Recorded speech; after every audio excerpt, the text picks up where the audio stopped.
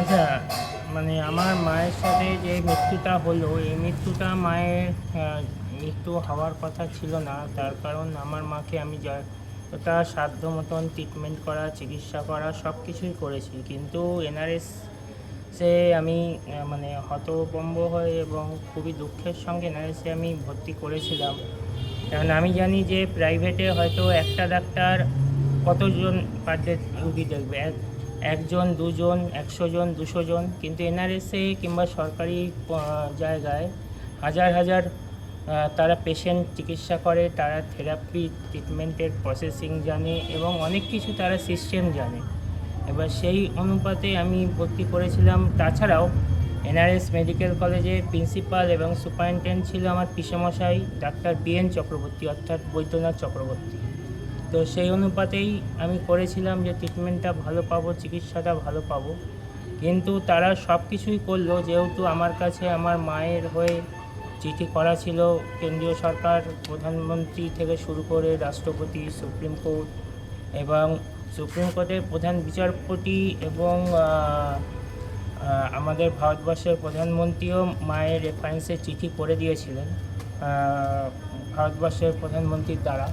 তো সেই চিঠি রেফারেন্সেই আমি করেছিলাম, পাঠিয়ে এনআরএসে ভর্তি করেছিলাম। কিন্তু সব শেষে এমএসবিপি আমাকে চিঠি করে দিল, যেখানে ফিমেল ওয়ার্ডে কোনো মেল পেশেন্ট পার্টি এবং মেল বাড়ির লোককে অ্যালাউ করে না। সেইখানে এনআরএস কাণ্ডে মানে এনআরএসের আয়ামাসিরা মাকে আগের দিন রাত্রিবেলা খাবার পর্যন্ত খেতে দেয়নি, যার জন্য আজকে আমার কল এসেছিল এনআরএসে থেকে। আমি বলেইছি তাদের 2-3 দিন আমার সময় লাগবে, কারণ আমি এইসব ধরনের অফিসিয়ালি ডকুমেন্ট সাবমিট করা এবং আমার মায়ের যাতে অন্যায়ের প্রতিকার হয়, অন্যায়ের যাতে আমি তাদের পানিশমেন্টের দাবি করতে পারি, এই ধরনের বিষয়গুলো আমি পুরোটা স্টেপ নেওয়ার পরেই আমি তারপরে সবার সাথে যোগাযোগ করব এবং এই ধরনের স্টেপগুলো আমি লিগাল ওয়েতে এবং অফিসিয়ালি নেব।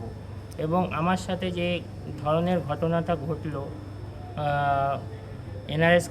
এনআরএসে তো হলোই, আয়ামাসিরা মাকে খেতে দিল না, অত্যাচার করলো এবং তারা ঘুমিয়ে থাকলো। তাদের ঘুমের জন্য নাকি ব্যাঘাত ঘটছে মায়ের খেতে দেওয়ার, মানে তারা 12 ঘন্টা ডিউটি করছে, 300 টাকা করে 12 ঘন্টা। কিন্তু তাদের ঘুমের জন্য কি আমরা তাদের টাকাটা দিচ্ছি 12 ঘন্টার? এটাই আমার প্রশ্ন সরকারের কাছে এবং মিডিয়ার দাদা ভাই বোনদের কাছে, যে আপনারা এগুলো দয়া করে কভারেজ করুন, আর যাতে কোনো মানুষ এইভাবে মৃত্যু পথযাত্রী সুস্থ মানুষ মৃত্যুর দিকে না ঢলে পড়ে। কারণ আমি চাইছি আমার মায়ের যেরকম আমি মায়ের থেকে আলাদা হয়ে গেলাম, বিচ্ছিন্ন হয়ে গেলাম, এরকম যেন এনআরএসে আর যাতে কেউ না করে। আর এরপরেও আরেকটা কথা বলছি, আমার মায়ের ছোট ভাই যে ঘটনাটা করলো, যে আমাকে ছাড়া সে মায়ের বডিটা দাহতে ঢুকিয়ে দিল, আমি মুখাগ্নি করলাম। মুখাগ্নির আগেও আমি অনুরোধ করেছি, আমার ফেসবুক সোশ্যাল মিডিয়া ছাড়াও আছে, যে আমি অনেক করে অনুরোধ করেছি, যেহেতু ক্যালকাটা কর্পোরেশনের এইচওডি ছিলেন আমার বাবা এবং নিমতলা যেটা শ্মশান, আজ সেটা শ্মশান হতো কিনা আমার সন্দেহ ছিল, তার কারণ নিমতলা শ্মশানের জায়গাটা পুরো করাপ্ট করে রেখেছিল ওখানকার এলাকাবাসী এবং এলাকার লোকেরা। সেই জায়গাটার জন্য যে মানুষটা প্রাণপণে পৃথিবীর বুকে একটা অস্তিত্ব রেখে গেছে, যে একসাথে 8খানা চুল্লি আমি জ্বালাবার ক্ষমতা এবং তৈরি করার ক্ষমতা রাখি, এবং যেটা তার আগেও উনি করেছেন কেওড়াতলা শ্মশানে একসাথে 4টে চুল্লি। কিন্তু তাও যেহেতু নিমতলা শ্মশানে 4টে চুল্লি ছিল, কিন্তু তার থেকেও বড় কথা, নিমতলা শ্মশানটাকে বাবা খুব মানত বরাবর, যে একসাথে 8টা চুল্লি করা, যেটা পৃথিবীর বুকে একটা অবিস্মরণীয় জিনিস করে রেখে গেছে, যেটা কোথাও নেই। সারা পৃথিবীতে 8খানা চুল্লি একসাথে জ্বলার ক্ষমতা রাখছে। এবং এক সময় এমনও হয়েছে চুল্লি বাস্ট করেছে, সমস্যা হয়েছে, সঙ্গে সঙ্গে চুল্লি ঠান্ডা না হতে হতে গরম হতে বাবা নিজে ওই টেচারের মাধ্যমে বাবাদের এয়ারপ্রুফ জ্যাকেট পরে বাবা ওই চুল্লির ভেতরে ঢুকে টেস্টও করেছে বাবা। সেই মানুষটাকে এইভাবে মরতে হলো তার বাড়ির লোকেদের জন্য এবং এলাকার লোকাল থানা, পুলিশ সবই আগেও জানানো হয়েছে। দাদাদের বলবো সেইগুলো যাতে আমার এই মিডিয়ার এবং ভিডিওর সাথে অ্যাটাচ করা যায়, করলে পরে খুবই ভালো। আর আরেকটা বিষয় যেটা বলতে চাইছি, নিমতলা শ্মশান এর পরবর্তীকালে যেটা করলো আমার মায়ের সাথে, আমাকে ছাড়া তারা আমার মায়ের দাহ কার্যে ডোমরা কীভাবে অ্যালাউ করলো। যতই আমার বাড়ির লোক সাপোর্ট করুক, আমি তো চেয়েছিলাম আমার মাকে অন্তত 30-40টা মিনিট আমার কাছে থাক, যাকে আমি ছুঁতে পারবো না, স্পর্শ করতে পারবো না, চিরজীবনের মতন যে চলে যাচ্ছে আমার থেকে, সারা জীবন যে চলে যাচ্ছে, আমি তো তার মুখের শব্দটাও শুনতে পারবো না। যদিও সেখানে পেতাম না, কিন্তু মানুষটাকে তো স্পর্শ করে থাকতে পারতাম। সেইখানে ক্রিমিনালদের এত অত্যাচার, আমার পারিবারিক লোকেরাও কোনো আমার থেকে, তাদের থেকেও আমি সাপোর্ট পেলাম না। সব থেকে বড়ো কথা, মায়ের ছোট যে ভাই, যার নামটা মুখে আনতে আমার ঘেন্না করে, তার নাম রতন রায়, যিনি এই বিষয়টা পুরো চক্রান্তটা চালিয়ে গেছেন।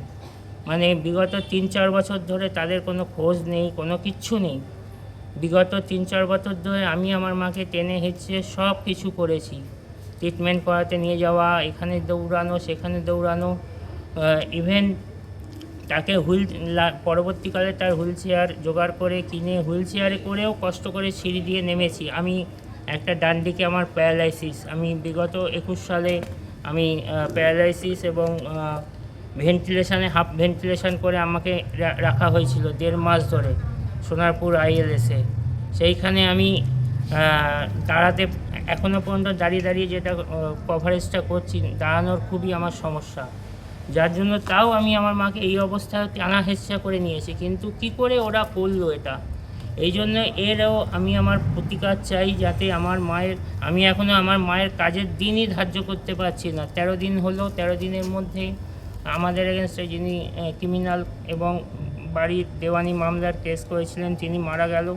তাতে হলো আমার মা মারা গেছে 16 তারিখ, তিনি মারা গেল 22 তারিখ, 6 দিন পিছালো। মানে আজকে আমাদের শ্রাদ্ধের কাজ হওয়া কথা 3রা ডিসেম্বর, কিন্তু সেই জায়গায় আমাকে টেনে নিয়ে যেতে হচ্ছে 16ই ডিসেম্বর। আদৌ কি 16ই ডিসেম্বর আমি কাজটা করতে পারবো কি না, এটাই আমার মনের একটা ধারণা। তার কারণ আমি যে আমার মাকে পিণ্ড দান করব কিংবা কিছু দেব, এবার মায়ের আত্মার শান্তি করব, সেইটার জন্যই তো আমার এখনো মনের মধ্যে আমি সেই জিনিসটাই আনতে পারছি না। এটাই আমার খুব কষ্ট, যার জন্য মিডিয়ার দাদা ভাই বোনদের কাছে আমি বিনীত অনুরোধ যে এই বিষয়টা একটু দেখুক। আর এর সাথে আরেকটাও কথা বলছি, আমি ভারতীয় সুপ্রিম কোর্ট আমাদের স্ট্রিট ডগ ক্যাটদের নিয়ে যেটা করছেন, কোনো প্লেসে কোনো ইয়েতে বাচ্চা কাচ্চারা থাকলে তাদের রেস্কিউ করে কোনো একটা অ্যাবান্ডন জায়গায় রাখার, কিন্তু আচ্ছা আমরা যখন ছোট থেকে একটাই কথা বলি তাদেরকে, আমার মা কিন্তু এই ধরনেরই একটা বাচ্চার ইয়েতে আমার মা কিন্তু এই ধরনেরই একটা বাচ্চাকে নিয়েই বেঁচেছিলেন, ওনার জীবনটা অতিবাহিত করেছেন।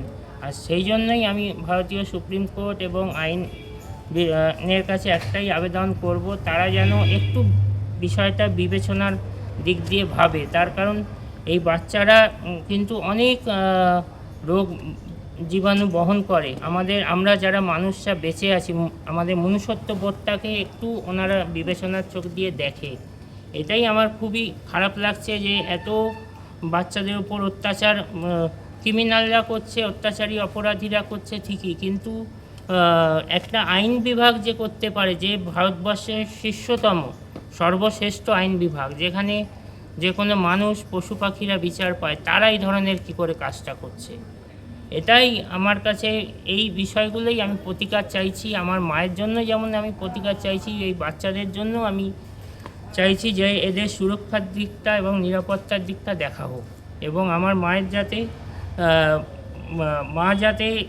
মায়ের আত্মাতে যাতে শান্তি পায়, সেই কামনার্থে আমি বলছি যে এই ক্রিমিনালদের NRS কাণ্ডে যারা গণ্ডগোলে ছিল তারাও যেমন শাস্তি পায়, এবং আমার মায়ের ওপর যে NRS-এর মাসিরা অত্যাচার করেছে তারাও যেমন শাস্তি পায়। ইভেন মা মারা যাওয়ার পর মায়ের চটিটাও চুরি করে নিয়েছে। মায়ের এত প্রিয় চটি ছিল, সেটাও নিজের ইয়েতে কিনেছিল, যে হাঁটতে চলতে পারতো না বলে খালি পায়ে হাঁটতে হতো, তাই জন্য চটি কিনেছিল।